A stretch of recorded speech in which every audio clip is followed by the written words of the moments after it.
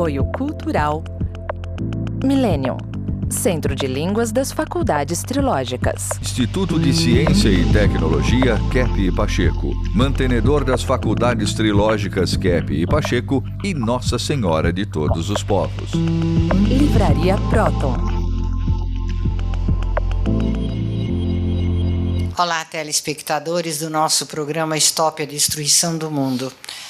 Então, dando continuidade ao programa que foi realizado anteriormente sobre energia, sobre física e como isso é inseparável da teologia, então eu gostaria de trazer aqui aos senhores o seguinte paradoxo. Quanto mais o ser humano vem se afastando do conhecimento, do estudo, do ser divino, mais fantasioso, mais ilusório ele vem sendo e construindo uma civilização de fantasia. Dizem, né, que Deus é uma criação da mente do ser humano, é justamente o contrário. O ser humano criou um mundo para si completamente fora da realidade, ilusório, a partir do momento que ele se afastou da primeira causa de todas as coisas, que é o ser divino, o Criador. Então, o Dr. Kepp escreveu um livro chamado Terra, Planeta Ilusório. Eu acho que esse livro deveria ser estudado em todas as faculdades do planeta, porque aqui Kepp mostra como que o ser humano se afastou não só dos princípios teológicos, mas da filosofia verdadeira e principalmente da ciência e da arte. Então, nós estamos vivendo numa bolha, numa ilusão, e estamos caminhando para a autodestruição. Agora, eu tenho aqui também um livro que foi realizado recentemente, de uma série de conversas, de aulas, sobre como é a teologia de Kepp e como é a ciência espiritual de Kepp, que fez, então, a aplicação da espiritualidade, da teologia em todos os campos da vida do ser humano. Todos. Então, essa dicotomia, não, Deus é uma questão fantasiosa das igrejas e o mundo é da realidade, da sabedoria. Nada disso. Sem essa união entre a teologia, a filosofia e a ciência, não pode haver ciência, não pode haver sociedade, não pode haver direito, pedagogia, medicina e até física. Não pode haver até a física sem a compreensão das leis divinas. Então, é importante agora ver um pouco a enorme diferença entre o direito antigo, né? O direito antes até da Idade Média e o direito atual, o direito científico. Na ciência, ou por causa da ciência, o pessoal do direito, os advogados, as faculdades, eliminaram, vamos dizer, a parte ética, a parte do direito espiritual. Então, essas questões de intenção, por exemplo, o indivíduo tem uma intenção de prejudicar o outro, de matar até. Então, pelo, vamos dizer, direito assim, espiritual, isso é chamado de um pecado. O ser humano não pode ter essa ideia de prejudicar o próximo, de roubar o próximo, até de matar o próximo, de prejudicar de qualquer maneira o próximo. Mas antes havia essa lei, não tem aquele famoso caso lá na vida antiga, que que duas mulheres estavam disputando quem iria ficar com uma criança que nasceu. Então a mulher dizia, não, ela é minha filha. A outra dizia, não, ela é minha filha legítima. Então a questão se resumiu no seguinte: uma delas falou, como é que você prova que ela é sua filha e não eu? Eu falei, olha, eu provo da seguinte maneira, diante lá do juiz. Então, eu prefiro perder a minha filha e entregar para o juiz decidir. Então, o juiz falou, traz uma espada aí e a filha. Divide pelo meio da metade para cada mãe. Então, uma delas falou, não, eu entrego. Então, o juiz falou, essa que entregou é a verdadeira mãe. Veja como o direito funcionava, né? Que a verdadeira mãe era aquela que preferia perder a filha do que levá-la para o sacrifício. Então, eu escrevi este livro, Psicoterapia e Exorcismo, com essa intenção de mostrar que o tratamento médico, o tratamento psicoterápico, todo o tratamento através da psicoterapia tem que lidar com a questão do demônio, né? Tem que lidar com a questão do demônio e toda, vamos dizer, tratamento nesse sentido tem que ser uma espécie de exorcismo. Por quê? Porque sem haver, por exemplo, a presença dos anjos perdidos, né? Dos anjos maus na Terra, é impossível. Teria sido impossível de agora, né, haver tantos pecados, tantas guerras, tantas barbaridades. Então o ser humano recebe a influência do ser divino e também recebe a influência do ser maligno. Então, para tratar uma pessoa, tratar através da psicoterapia, né? Através da alma. Veja, a medicina da alma, escrita há tanto tempo, para tratar dos pecados da alma.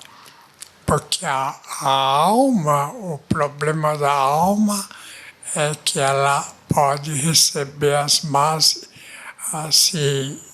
instruções e pode seguir um caminho ruim. Então, o ser humano tem que ser tratado na vida espiritual. Então, a vida do ser humano, a gente pode dizer o seguinte: há um tremendo engano, né? De falar que nós viemos do macaco por uma certa evolução, que nós somos descendentes de macacos. Não somos descendentes de macacos, nós somos descendentes dos anjos. Nós estávamos, como Platão falou, né? Lá no mundo, ele falava das ideias, mas é o mundo espiritual.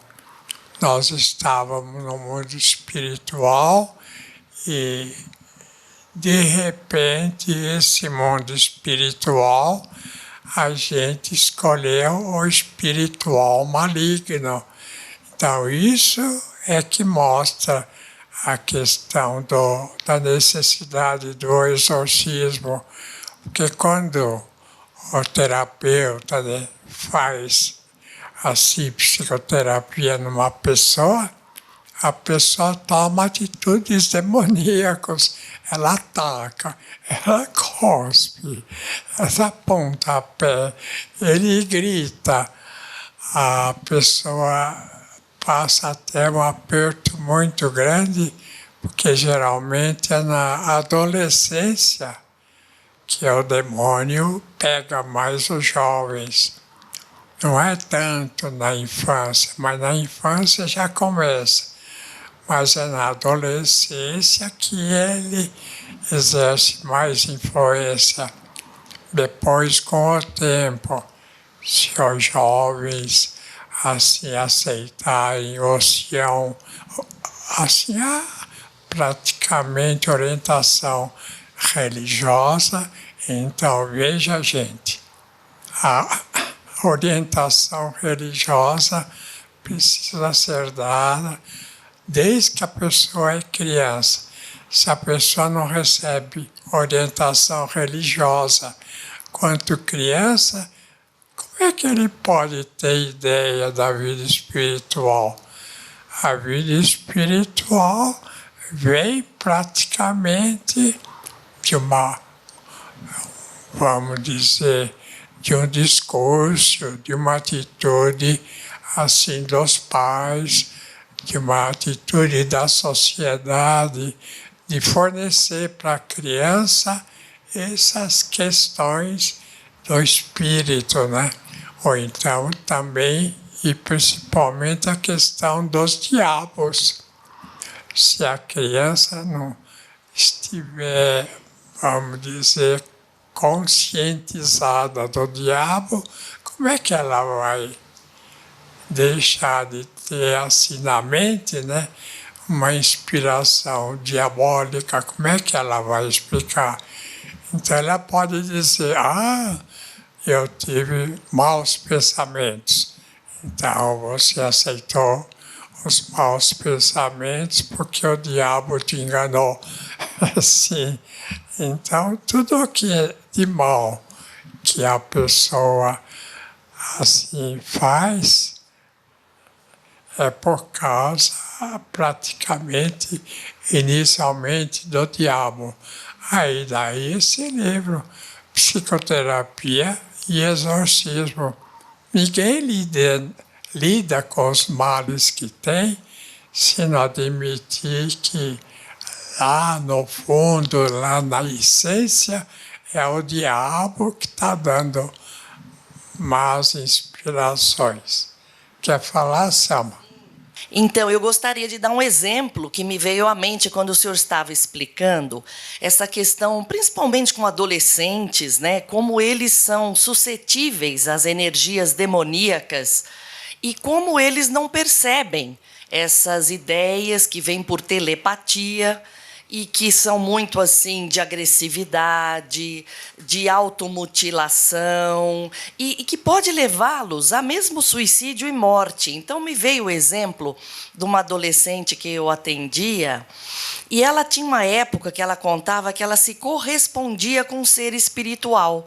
Ela escrevia cartas e fazia perguntas e deixava lá no quarto dela, e vinham respostas à mente durante o dia. E era uma energética assim muito esquisita mesmo, né? Eram ideias que sempre ela era vítima, que os outros não gostavam dela, que ele que era o amigo que ela tinha na vida, coisas nessa linha. E um dia ela pensou assim, puxa, ela gostaria de conhecê-lo. E ela pensou, mas escuta, mas eu nunca vou conhecer você, que é o meu amigo? E ela estava indo pegar o metrô e veio na cabeça dela, olha, é simples, você se atira ali no trilho de trem, antes do trem passar, que você vai me conhecer imediatamente. Aí diz que ela teve um choque quando essa ideia veio na mente dela, porque aí ela percebeu que era realmente algo ruim que acontecia, né? Mas esse tipo de situação é comum e as pessoas não atinam que elas estão dialogando com demônios. Daí o perigo, né? Então, a gente tem que admitir que toda e qualquer inspiração maligna tem aí o espírito maligno inspirando. A gente vê muita gente, Dr. Kepp, hoje em dia, falando sobre síndromes, né? As síndromes, o toque e outras tantas síndromes, e problemas de depressão, de pânico, até surtos esquizofrênicos, ansiedade. Tudo isso tem uma fundamentação espiritual junta com a psicopatológica. Como o Dr. Kepp escreve nesse livro dele, Psicoterapia e Exorcismo, é impossível a gente separar todas essas manifestações psicológicas, psicopatológicas, das psicoespirituais ou da espiritopatologia, da patologia espiritual. É impossível.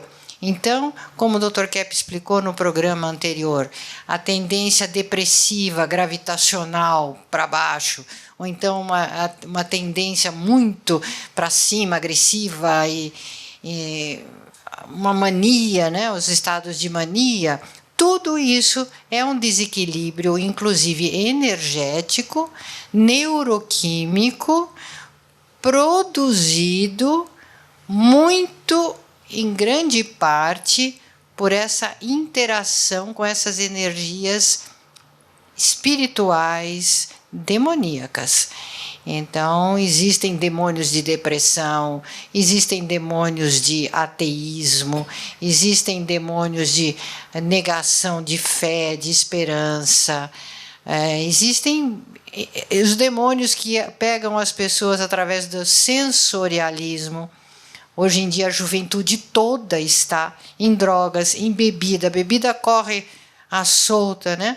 Então, praticamente ver um jovem hoje que não bebe é algo raro, quando a bebida, o alcoolismo, é uma doença gravíssima, uma dependência química gravíssima e que foi banalizada na sociedade. Então, eu acho que se nós não fizermos essa ligação, olha, onde tem um problema, ali atrás tem também alguma coisa espiritual grave, se nós não fazemos essa relação, tudo fica muito sem importância, tudo fica muito relativo, é escolha de cada um, é liberdade de cada um, e aí o mundo leva a breca. Na psiquiatria é interessante um fato. O psiquiatra, quando atende um doente que é muito dividido no interior, né? Não sabe se fica de um lado ou de outro, no bem ou no mal, que faz uma confusão enorme do que vai fazer na vida. A gente chama de esquizofrênico, né? O que é uma esquizofrenia? É uma divisão da personalidade. Tem dupla, praticamente. Tem a pessoa dele e tem outra pessoa. Ele está numa divisão da personalidade dele entre o que é certo com o que é errado. Então, a gente pode dizer, ele está de um lado aceitando o bem, né? Vamos dizer Deus, e de outro lado aceitando o diabo. Quer dizer, então é uma esquizofrenia ou esquizoparanoia, que quer dizer que a pessoa aceita o bem e o mal. E aí ele entra cada vez mais numa doença mental. Temos a psicose maníaco-depressiva. O que é psicose maníaco-depressiva? Mania, a pessoa sabe, é quando é viciada no jogo, viciada no álcool, viciada em qualquer mal, né, para a vida dele. Então, o que é, né, uma pessoa assim, que tem essa psicose maníaco-depressiva? Tem, de um lado, mania de ficar sempre. O celular, né? O celular, gente, é quase uma psicose, viu? A pessoa que entra nisso não sai mais. Pode fazer o que quiser. Agora, os pais dando o celular para a criança, está dando o demônio de presente para a criança. Na realidade, é isso que acontece. Então, tem a psicose maníaco-depressivo e tem o processo também de paranoia. O que é a paranoia? É o indivíduo que acha que tudo que ele tem de ruim vem do outro, vem do outro, vem do outro. Ele acusa todo mundo do que ele tem de ruim e não vê nada em si mesmo de ruim. Ou então, tem um outro elemento ainda, que é, além da psicose maníaco-depressiva, a própria depressão. O indivíduo que entra para baixo, né, no mal-estar, só pensando no mal, só desejando assim se matar. Olha, gente, e quando a pessoa começa a falar, eu posso me matar, jovem, né? Eu posso até tirar minha vida, eu vou combinar com o colega. Tenho inúmeras crianças, né, adolescentes, novas, que falam isso e acabam fazendo isso. De maneira que todos os sintomas psiquiátricos, né, depressão, paranoia, maníaco-depressiva, esquizofrenia, falta de ética, a pessoa que não tem sentimento de culpa, a pessoa não tem, faz o mal, e às vezes o mal terrível, e não fica sentindo culpada. Então, é uma pessoa doente mental. Então, é geralmente a pessoa soberba, né? A pessoa que acha que ela sabe tudo, não precisa de ninguém, que ela resolve tudo, é a questão da soberba. Então, vendo vamos dizer, a sintomatologia psiquiátrica e comparando com a questão, vamos dizer, também religiosa, geralmente há uma combinação perfeita. Então, toda vez que a pessoa tem uma psicose, a psicose é diferente da neurose, né? Na neurose, a pessoa sabe ainda o que é o bem e aí tenta retornar ao bem. E na psicose, não. Na psicose, a pessoa faz o mal e, vamos dizer, no caso contrário, né? Se ela evita fazer o bem, ela não faz o bem e não quer voltar no bem. Ela faz, portanto, o mal e fica no mal. Então, ela acha que não fez o mal, ela não sente o que fez.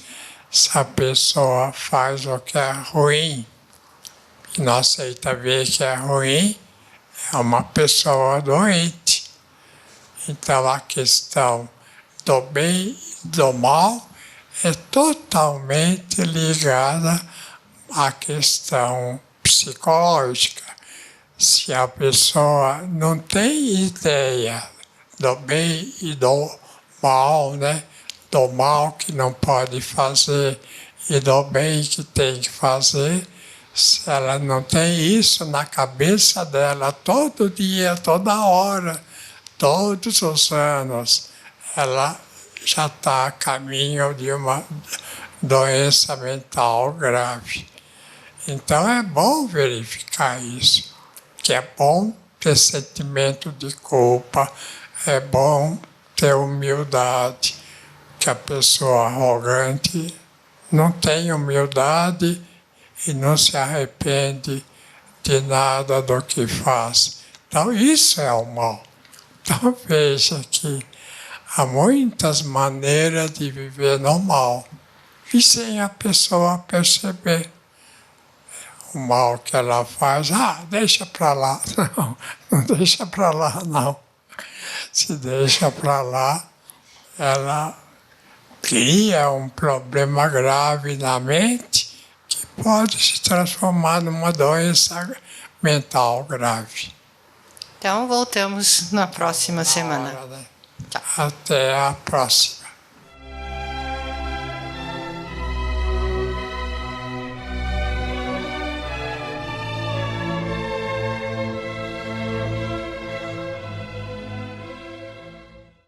Uau, poluição, recursos escassos, mudanças climáticas, chega disso. Vamos falar de soluções. O Cap Motor é um motor de corrente ressonante. É o produto de uma nova física chamada de magnetônica, desenvolvida por um renomado cientista chamado Norberto Keppe. O que Keppe fez foi desinverter Einstein, cuja teoria limitou nossas possibilidades tecnológicas, sugerindo que a energia vem só da matéria. Keppe propõe que a matéria é igual a uma energia ressonante dentro do tempo e do espaço. Pois bem, quando os engenheiros idealistas do Cap Motor compreenderam a magnitude dessa ideia, eles conceberam toda uma nova abordagem ao design do motor. Essa tecnologia única trabalha tanto como motor quanto como gerador. Como Tesla previu, o Cap Motor acessa uma fonte inesgotável de energia limpa, magnética, capturada diretamente do espaço. A solução para a questão energética do planeta já está em nossas mãos. Estude conosco e contribua com essa mudança tão necessária para o planeta. Conheça as opções de cursos livres e pós-graduação oferecidas pelas faculdades trilógicas. Entre em contato conosco hoje mesmo para mais informações. 11 9 8207 3193.